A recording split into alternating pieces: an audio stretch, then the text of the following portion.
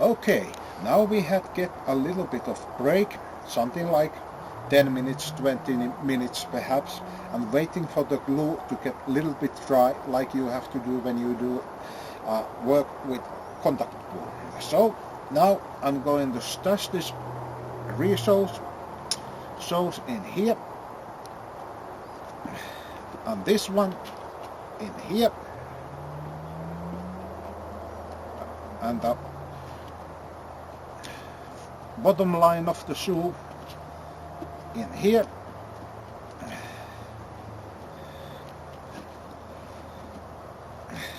I used to think about I'll be using tools like these to make it a very tight pressing, but I've got a better idea. I'm going to put my leg on it and I'm standing on my weight. So, as you know, I'm a fat guy, so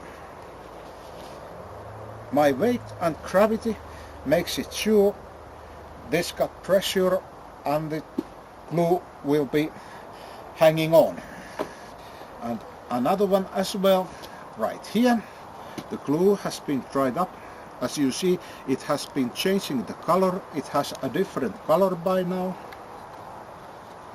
Okay, right here, and this right here. And then the boot on the ground, on the land, whatever you call it, ground, earth, soil, whatever you call it. And I'm going to put my leg on it and standing here on my weight to get the gravity. Okay, now I just have to wait a little bit. This glue will dry up, and I've got a brand new, well, not exactly brand new boots, but let's say almost like a brand new boots.